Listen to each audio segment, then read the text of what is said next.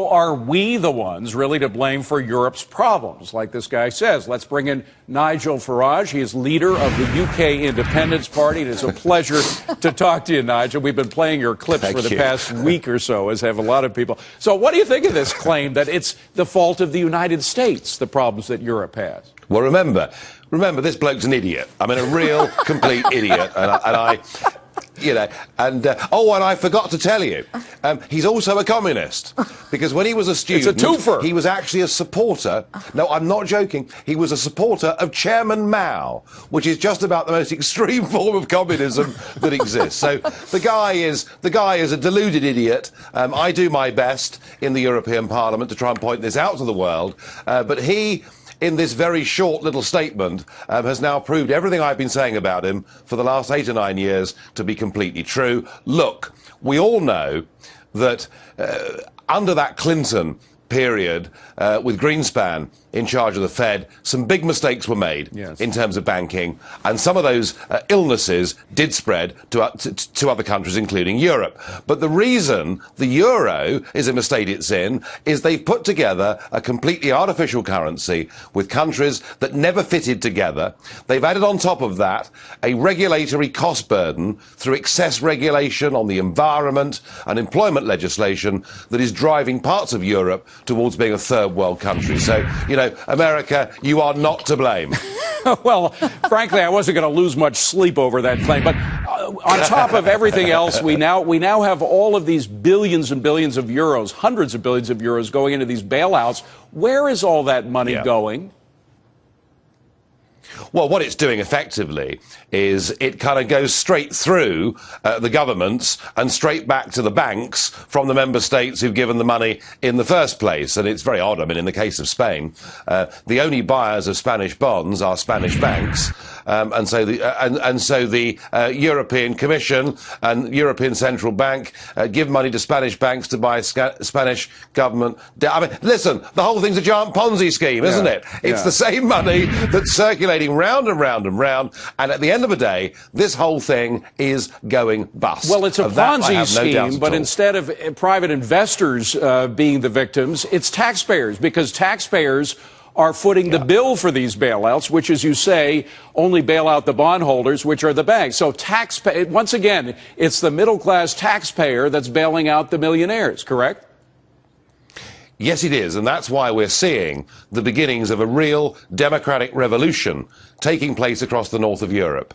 Just 18 months ago in Finland, a very conservative country in every way, a very new political party headed up by a friend of mine nearly won the general election.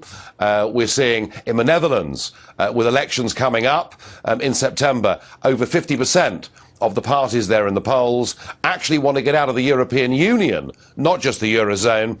In this country, we've seen my party, UKIP, overtake the Lib Dems in the polls and now posing a real challenge intellectually and in terms of votes as well to the Conservative government. There is big, big change taking place in Europe, and that is because we have been led effectively by a group of ex-communists to a total disaster. Well, at the very least, this sort of European socialism. By the way, we have a part of your Independence Party creed where you say, quote, "We believe in the minimum necessary government which defends individual freedom, supports those in real need, takes as little of our money as possible, and doesn't interfere in our lives." Basically, it sounds pretty libertarian. Is that a short description of what you are? Completely and utterly. In fact, when I finish this interview, I'll go away and I'll drink a toast to that, because, that's what we're after. And listen, all the evidence is, I mean, what we saw over here in our time zone over the course of the last 50 years was something called the Soviet Union, that believed in central management, that believed parliamentary democracy didn't matter, that believed well-educated bureaucrats knew better than we, the poor peasants, how best our lives should be led. And we saw the Soviet Union crash and burn economically, democratically, and in every other way.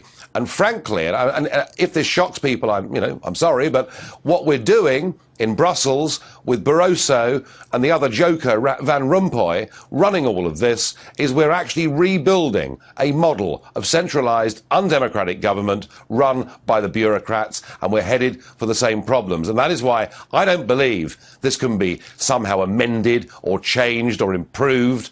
I believe we've got to break this whole thing up and get back to a Europe of democratic sovereign nation states that trade, not just with each other, but perhaps start focusing again on the fact we're living in a global economy. Now, Nigel, as you well know, 2010, we had a sea change in our political system, a dramatic change in power, due largely to the influence of people who had ideals similar to those that I just mentioned as your creed. When do you think you guys are actually going to take the electoral lead and win some of these elections? Listen, it doesn't happen overnight. It takes time. This is more a question, I think, of evolution than revolution, certainly in the north of Europe. But I think the Dutch elections in September will be very significant indeed. I think that the Netherlands have traditionally been a very pro-EU and pro-Euro country. And now hard-working Dutch people are saying, look, why should we sign a blank cheque in perpetuity to go on bailing out Greece? Not just once, but twice, and now we're told today there could be a third bailout coming very soon. And people are saying, we're not against the Greeks. We don't wish these people any harm, but surely better to recognise that Greece should just leave the euro, devalue, and fight our way back to competitiveness. So I think September is going to be a very important moment. Watch those Dutch elections. Nigel Farage, please come back and see us again, Nigel. It's a pleasure talking to you. Appreciate you being here. The United Kingdom Independence Party leader. Appreciate it, Nigel.